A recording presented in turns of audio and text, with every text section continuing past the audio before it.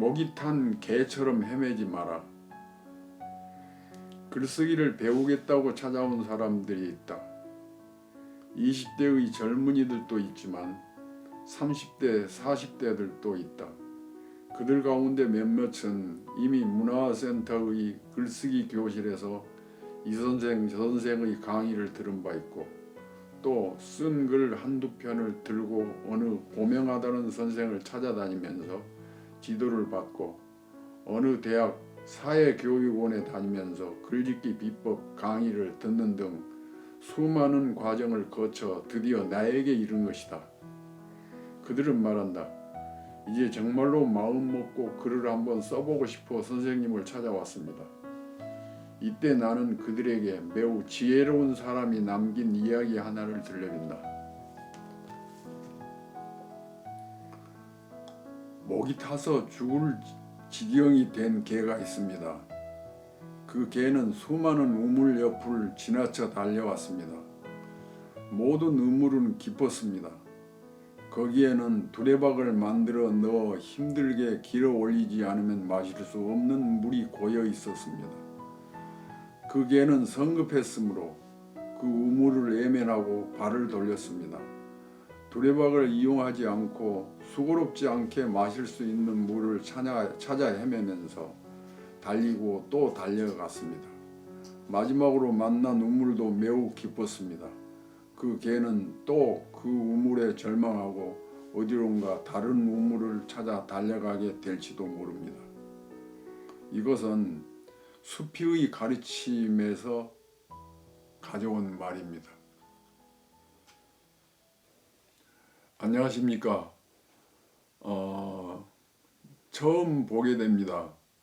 저는 시도 쓰고 소설도 쓰고 에세이도 쓰는 소설가 한승원입니다. 우리들이 여러분과 지금 제가 이 인터넷 사이버 공간을 통해서 만나는데, 이 서로 만난다는 거, 이 우주 속에 존재하는 각자가 만난다는 것은 우주적인 율동에 의해서 만나는 것입니다. 그리고 그 만남은 어떤 의미인가를, 어떤 새로운 역사를 창조해 나가는 행위이기도 합니다. 여러분과 제가 만남을 통해서 이 만남이 훌륭한 그리고 숭엄한 우주적인 의미를 지니고 있고, 그리고 아름다운 글쓰기가 창조되는 그런 역할을 했으면 좋겠습니다. 여러분과 저의 만남을 감사하게 생각하고 신의 뜻으로 생각하겠습니다. 깜깜한 밤에 개가 짖는데 깨어있는 개가 짖지 자고 있는 개는 짖지 않습니다. 글쓰기라는 것도, 글도 영혼이 깨어있는 사람이 쓰지, 자고 있는 영혼을 가지고 있는 사람은 글을 쓸 수가 없어요. 그 말은 깨어있는 그 과정이라든지 깨어서 무엇을 보는가 하는 그것을 토설한다는 건데, 발설한다는 건데, 그러한 그 글은 깨달음의 글입니다. 우리들이 살아가면서 어떤 일에 하나하나 깨달음을 얻는 그것을 기록하는 것이 글입니다. 글이라고 하는 것은 여러분들 속에 여러분들이 쓰고 싶은 글이 이미 들어있는데, 그 글이 들어있는 것을 여러분들이 모르고 있을 뿐입니다. 그래서 여러분들 속에 들어있는 글을 제가 찾아내 주기 위해서 이 강의를 개설했습니다. 제가 하고자 하는 강의는 제가 한 10년 전에 한승원의 글쓰기 비법 108가지라는 책을 지어냈어요. 그런데 거기서 꼭 필요한 부분을 발췌해서 여러분들에게 이야기해 줄까 합니다. 오늘은 그 개괄적인 이야기로서 그 여러분들 속에 쓰고 싶은 글이 이미 들어있는데 그것을 꺼내드리는 그 방법, 여러분들이 찾아내는 방법을 제가 일러드리도록 하겠습니다. 가령 예쁘게 장미꽃을 피워내는 그 장미나무는 어린 시절 조그만 묘목이었을 때부터 아름다운 꽃을 내포하고 있었어요. 그래서 그 장미나무가 자라면서 비를 맞고 찬바람을 맞고 더운 햇볕을 쬐면서 그리고 뿌리를 통해서 그 수분과 무기물을 빨아들여 가지고 잎사귀를 그리고 줄기를 키우고 그리고 꽃봉오리를 만들어서 꽃을 피워냅니다. 그러한 것은 장미나무가 이미 속에 내포하고 있었다는 겁니다. 여러분들도 여러분들의 내면에 여러분들이 쓰고 싶은 글이 들어 있습니다. 그것을 꺼내드리도록 하는데 그 꺼내는 방법을 제가 일러드리기 위해서 이 강의를 하는 것입니다.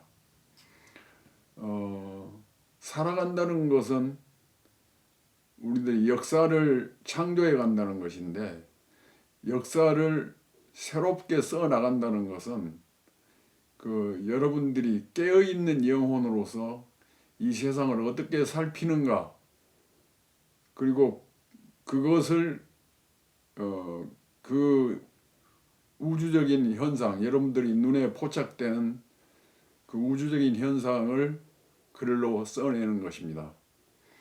그것은 곧 그 깨달음의 기록이라고 했는데 가령 꽃 한 송이가 피는 거, 벌레 한 마리가 기어가는 거, 나비 한 마리가 꽃 한 송이 속에 앉아서 꿀을 빠는 그 행위들은 그 어떤 깊은 자연의 섭리라든지 그 신의 뜻을 가지고 있는 것입니다.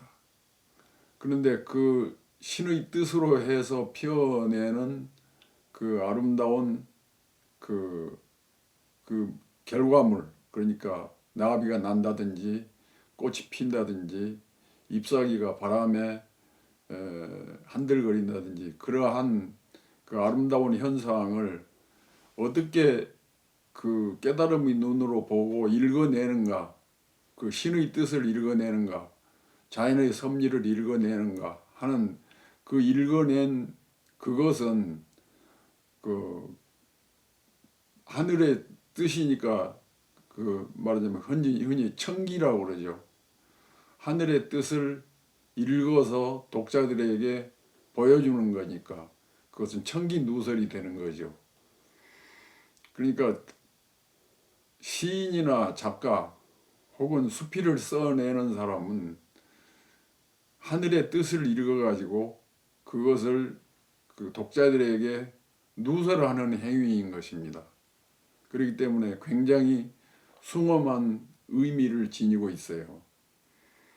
그래서 그런 그 의미와 뜻을 잘 읽어내서 독자들에게 발설하는 것, 누설하는 그 행위가 글 쓰는 행위인데 그 글을 잘 쓰는 방법을 어떻게 터득해 해서 어떻게 써낼 것인가 하는 것이 문제입니다. 소설이라고 하는 거, 흔히 에세이라고 하는 거, 시라고 하는 거, 이 글 형태는 우리들이 우주로 머리카락 같은 안테나를 이렇게 펼쳐서 우주적인 뜻을 받아들여 가지고 그것을 우리 몸속에서 녹여서 그 꽃이 핀다든지 푸른 이파리에 빗방울이 떨어진다든지 안개가 낀다든지 이런 깊은 뜻을 표출하는 그런 것입니다. 그러기 위해서는 우리 삶의 어떤 그 고통스러운 경험이라든지 슬픈 이야기라든지 이런 것들을 녹여낸다는 것. 그러니까 우리들이 고통을 짜면 방울방울 빛이 되어서 떨어집니다. 어둠이라는 그 고통을 꼭 짜면 빛이라는 그 물이 방울방울 떨어지는데 그것은 한 마리의 새가 돼서 하늘로 날아갑니다. 그것은 아름다운 그 우주적인 소통이고 우주적인 율동인데 그런 것들을 글로 써내야 합니다. 우리들이 한마디로 말해서 꽃이 피는 것을 우리들이 눈으로 본다고 하는 것은 굉장히 숭엄하고 장엄한 행사입니다. 그래서 우리는 그 행사하는 주인공이 돼가지고 그래서 꽃이 핀다든지 그런 깊은 뜻을 알아내서 글로 써내는 것입니다. 그것이 창조적인 행위인 것입니다. 오늘은 개괄적인 것으로서 글쓰기 비법에 대한 강의를 어떻게 앞으로 펼쳐 나갈 것인가를 이야기하고 있습니다. 그래서 여러분들이 가지고 있는 이미 좋은 글을 쓰고자 하는 그 내용을 이미 여러분들 속에 가지고 있는데 여러분들 내부에 어디에 들어있는지를 모릅니다. 그것을 꺼내는 방법을 제가 일러드리도록 이 강의를 하게 될 것입니다. 기대해 주시기 바랍니다. 한승원 선생님의 강의는 매주 1회에서 2회 업로드합니다. 교재는 한승원 글쓰기 비법 108가지입니다. 글쓰기는 영혼을 맑게 하는 세상에서 가장 아름다운 비약입니다. 구독, 좋아요, 알림 설정 꼭 부탁드립니다.